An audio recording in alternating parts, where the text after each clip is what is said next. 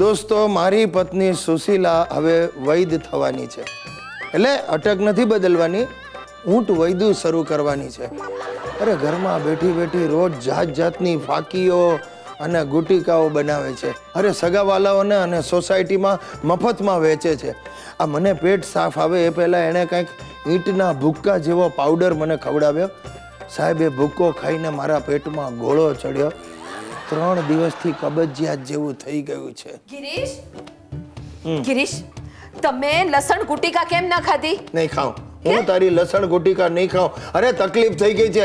એ ગોળી ખાઈને હું ઓફિસ જાઉં છું, સ્ટાફમાંથી કોઈ મારી બાજુમાં બેસવા તૈયાર નથી થતું. તો તમે નડતર નેત્રફળના ટુકડા ચૂસો, મોં પણ સુવાસિત થઈ જશે અને વાછૂટમાં પણ આરામ થઈ જશે.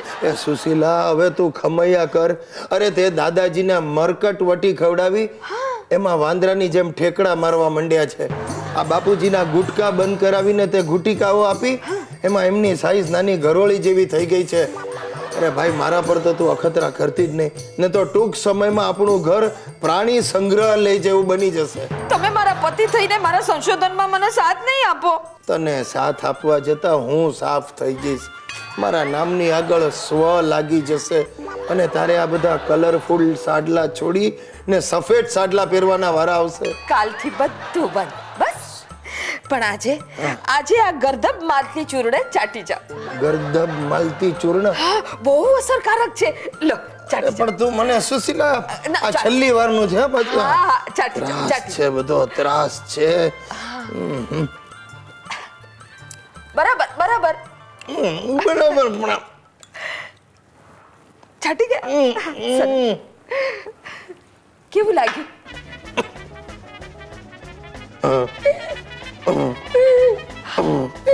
જોયું? સાહેબો, દુનિયા આખીને ત્રાસવાદે ભરડો લીધો છે. સવાર પડે ને તમે છાપું ખોલો, એક જ સમાચાર વાંચવા મળશે. ફલાણી જગ્યાએ બોમ્બ ફાટ્યો, ફલાણી જગ્યાએ ત્રાસવાદીઓએ હુમલો કર્યો. હેરાન થઈ જવાય. અને મારા તો ઘરમાં જ ત્રાસવાદીઓ હરે ફરે છે. આ મારો હિતિયો, મારા બાપા ને મારા દાદાજી, આ ત્રણેયને મેં ઉછેરેલા ત્રાસવાદીઓ છે. અને તમે નહીં માનો, એક ત્રાસવાદી તો રોજ મારા પડખામાં સૂઈ જાય. મારી બૈરી સુશીલા. ખરેખર ભાઈ, હું તો કહું છું કે આ કાસબને સાચવવા માટે આખી ગવર્મેન્ટ પૈસા ખર્ચે છે, જ્યારે મારા કુટુંબીઓને સાચવવા માટે હું પૈસા ખર્ચું છું. રોજ સવાર પડે ને નવા નવા હુમલા કરે છે. હુમલા? ક્યાં હુમલા? કોણે કર્યા? કેમ કર્યા? ગિરિયા, કોણે હુમલા કર્યા? એ ભાઈ લુખેશ, તું હુમલો ના કરીશ. હા યાર ગિરિયા, હું શું કહું છું, આપણે બધા જ ધંધા બંધ કરી દઈએ અને નવો ધંધો શરૂ કરીએ. આતંકવાદીઓને પકડાવવાનો ધંધો. અરે તું નહીં માને, એક આતંકવાદીને માથે 5 લાખ, 10 લાખ, 25 લાખના ઇનામ હોય છે.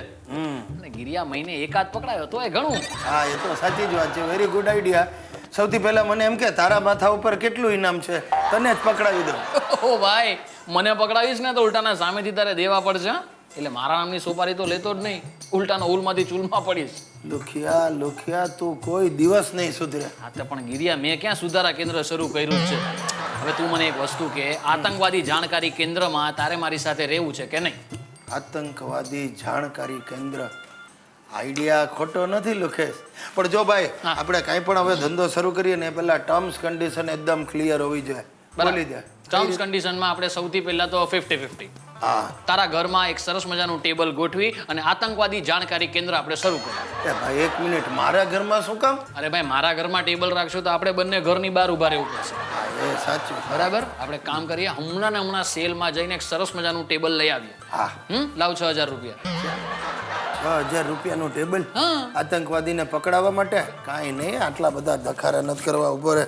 જો ભાઈ 50-50 વાત કરી છે ને, હું તને 2000 રૂપિયા આપું છું, ટેબલ લઈ લે. કાંઈ વાંધો નહીં, હું તો જઉં છું કોઈ ભંગારવાળા પાસે અને જૂનું ટેબલ લઈ આવું છું. હા, ભલે. અને સાંભળ, હે ગિરિયા સાંભળ, જલ્દી આતંકવાદીઓના છાપામાંથી એક લિસ્ટ બનાવ, કોના ઉપર કેટલું ઇનામ છે એ બધાનું ટોટલ કર. હું તારા ઘરે જઈને ટેબલ ગોઠવાવું છું. ઓકે? ભલે. ચાલો, જોયું તમે? આ લુકેશ ભલે આમ ગમે તેવો, પણ એનું ભેજું ફળદ્રુપ છે. હવે તમને આવો વિચાર આવે, આતંકવાદી જાણકારી કેન્દ્ર બનાવો લિસ્ટ. ગુજ્જુભાઈ, ગિરીશ કુમાર, રૂપિયા 25,000નું ઇનામ. એક આતંકવાદી ભંગારવાળાના વેશમાં જૂની પુરાણી વસ્તુઓમાં બોમ્બ ફિટ કરીને લોકોને વેચે છે. એની જાતને આ તો ફસાયા. આ તો મારા જ ઘરમાં બોમ્બ ફાટશે ને ઘર જશે ધડાકે, અને કદાચ મારે જ કાસબની બાજુમાં બેસવાના વાર આવશે. એ લુકેશ, એ લુકેશ, એ માં